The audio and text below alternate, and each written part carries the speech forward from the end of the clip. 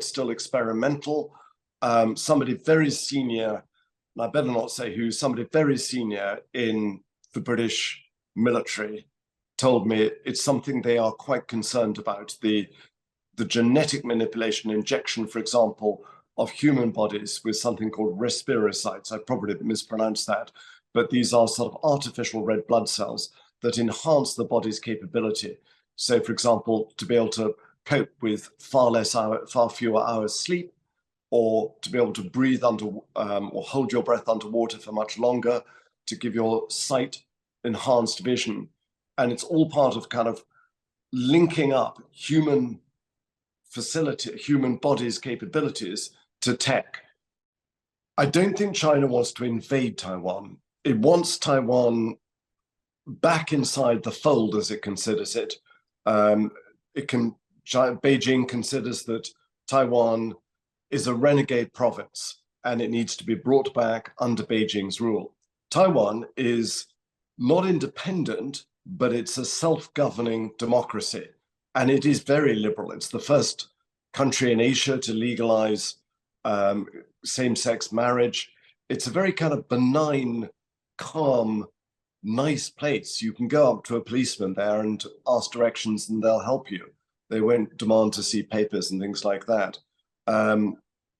But I think it's only recently woken up to the real threat from China, because it really started with Nancy Pelosi's visit, the Speaker of the US of House of Representatives, when she infuriated Beijing by making an official visit to Taiwan. China doesn't like seeing any kind of international figures visiting Taiwan. And so it responded with, as it has done recently, with a series of drills of military exercises, basically trying to isolate the island. And China would much rather that Taiwan decided on its own to rejoin Beijing. I don't think there's any chance of that. So rather than invade it, I think it would be more likely to try and strangle it until it gives up, to cut it off from the internet, cut it off from maritime trade, make it impossible for planes to fly in and out of its airports. That would be an easier option than massing 2 million troops and doing a huge, great big amphibious invasion and possibly risking a war with the United States. We shouldn't forget or underestimate the technological significance of Taiwan and what it makes. I must admit, I learned quite a lot from this book about its nanotechnology and its semiconductors I knew about, but I didn't realize just how significant a supplier of semiconductors this country is. This conversation you and I are having now almost certainly contains tech that's made or designed in Taiwan. So the Taiwan Semiconductor Manufacturing Company at a place called Hsinchu in the northwest of Taiwan produces over 90% of the world's high-end, so like something like 94% of high-end microchips. These are refined down to 3 nanometers. That's like, I think it's a billionth of a meter. It's something absolutely microscopic, using laser cutting technology. Now, other countries have tried to match this, not just China, but the Netherlands and the US. No one has got to quite the level that the Taiwanese have. So whoever controls the TSMC in Hsinchu, in the industrial park there, has got their hands around the throat of the global economy, because these things, they power not just phones, but cars, satellites. So much of the tech that fuels our everyday life depends on the microchip industry, and Taiwan are the leaders in that.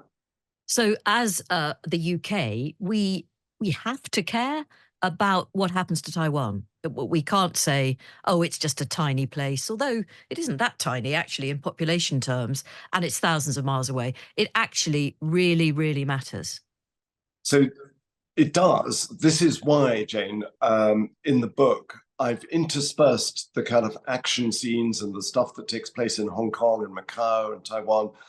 I've interspersed that with imaginary COBRA meetings. That's the government's emergency, the cabinet Office briefing room meetings in Whitehall, where the Prime Minister, and it's not based on any character, past, present, or future, says rhetorically, he looks around the room, he looks down the table, and he says, right, let's just work this one out. Why should we care about Taiwan? It's a long way away. Most people have never been there. Quite a lot of people probably think it belongs to China anyway. So why are we getting involved in this, in a conflict that's miles away? And then his national security advisor, who's quite hawkish and very ambitious, says, right, let me set this out. This is why we should care. And so it's partly about democracy and trying, the same reasons that the West has helped Ukraine defend itself. That's why, that's one reason why the US will certainly want to step in and try and defend Taiwan. I mean, it is legally committed to helping Taiwan defend itself, but it's not legally obliged to send troops. And that's the big question. It's called strategic ambiguity, to try and keep Beijing guessing as to what the US response to a Chinese land grab on Taiwan would be. And President Biden slightly slipped up, I think it was last year, where he said, yeah, absolutely, we're gonna join in and help defend them. And then his aides had to rush in and say, no, actually, what the president meant was it's still strategic ambiguity. We're not going to say one way or the other. But the whole paradigm, Jane, has changed in recent years because of missile technology. China, the People's Republic of China, has got a massive and still growing arsenal of missiles, the Dongfeng family of missiles, many of which are hypersonic, meaning they can travel at Mach 5 or faster. And if they can get the guidance sorted, it's not easy to hit a ship that's moving, but they are working on the guidance systems. And that is a severe deterrent to the US 7th Fleet from going too close to the Taiwan Strait. How much longer, I mean, this is probably a silly question in some ways, but how much longer can that one party continue to dominate such a vast country with a highly educated population of people, some of whom now have quite a lot of money to spend, but they live in the grip of this one party totalitarian state, with these ancient men with their quite badly dyed hair occasionally meeting for these congresses or whatever they call them. Do you honestly believe that can carry on for the next decade or so? I think there's a high chance. Yes, it can.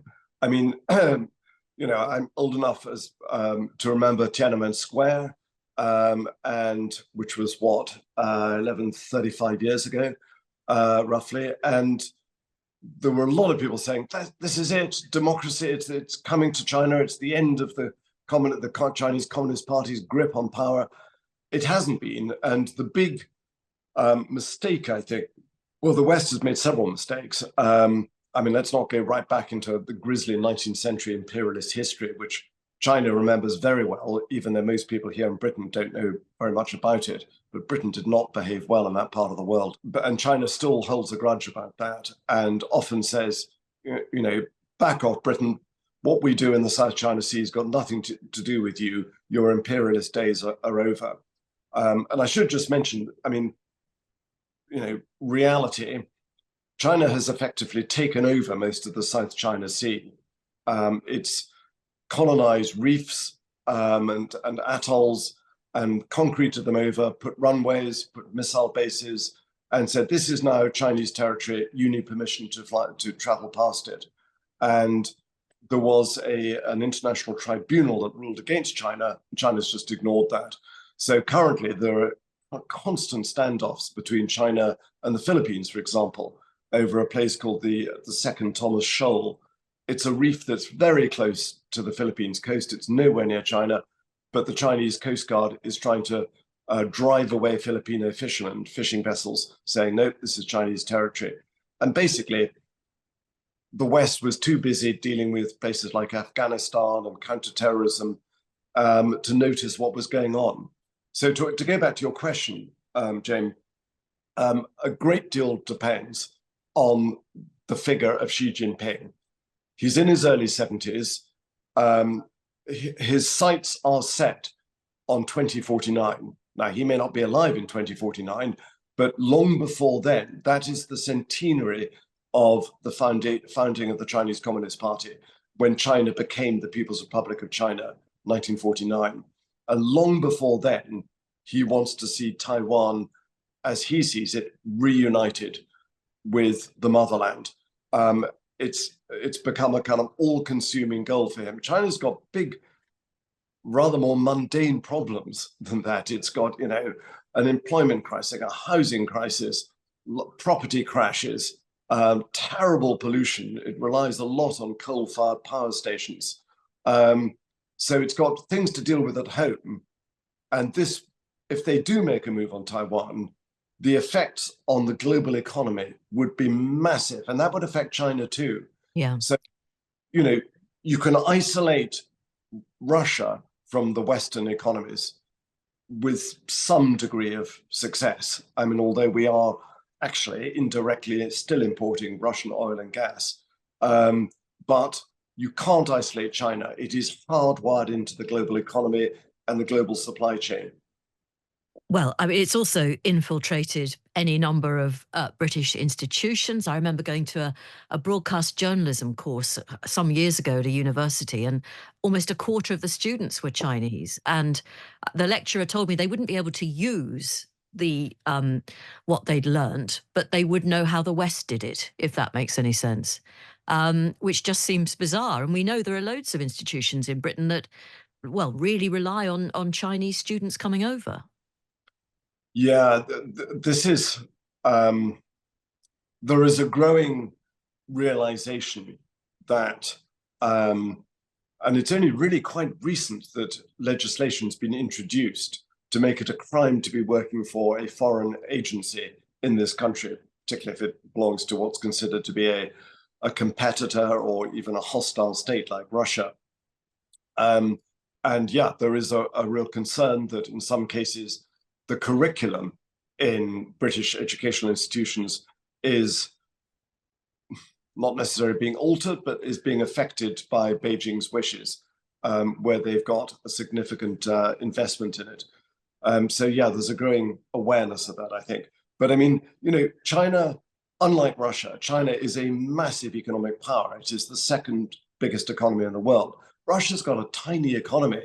Yes, Yeah. it produces lots of oil and gas, but its economy is about the size of Italy's, for this vast country that stretches across time zones. China, on the other hand, has just got a huge economy that they've been quite far-seeing, the Chinese. They've looked over the horizon. When I say Chinese, I mean the People's Republic of China. And they thought, right, what's going to be the stuff that people need? Solar panels, electric vehicles, AI, and they are determined to be ahead of the game on that, and they're succeeding. They are ahead of the rest of the world, including the West, when it comes to a lot of tech.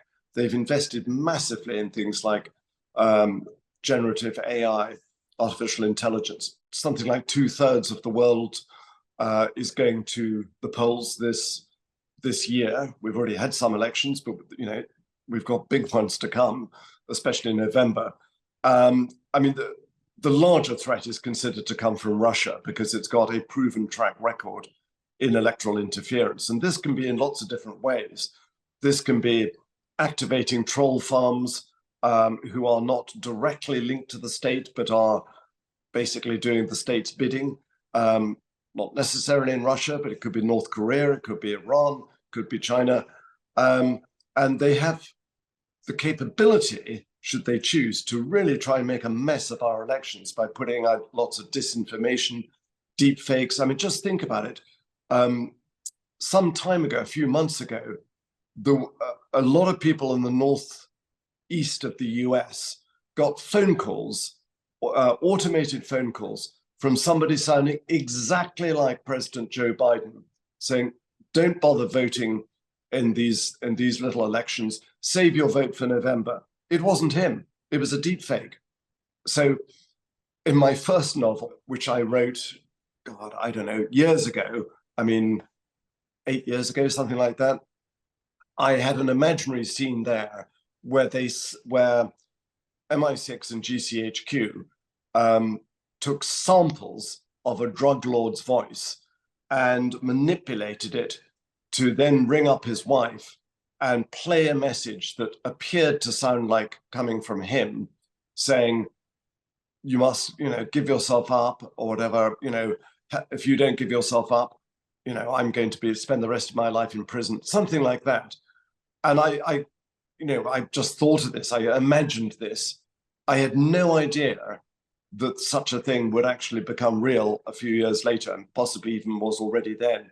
Well, just very finally, Frank, in this book, you suggest that the Chinese have begun to effectively genetically modify their troops. Could that be real? I'm told it is real. It's not being done to scale. It's still experimental. Somebody very senior, and I better not say who, somebody very senior in the British military told me it's something they are quite concerned about. The genetic manipulation, injection, for example, of human bodies with something called respirocytes. I probably mispronounced that, but these are sort of artificial red blood cells that enhance the body's capability. So, for example, to be able to cope with far fewer hours sleep, or to be able to breathe under or hold your breath underwater for much longer, to give your sight enhanced vision. And it's all part of kind of linking up human body's capabilities to tech. So it's it's pretty weird stuff, this. It's not being done to scale, but from 2016 onwards, the People's Republic of China has not published their data, their research on this stuff. So I'm told it is a thing, yes.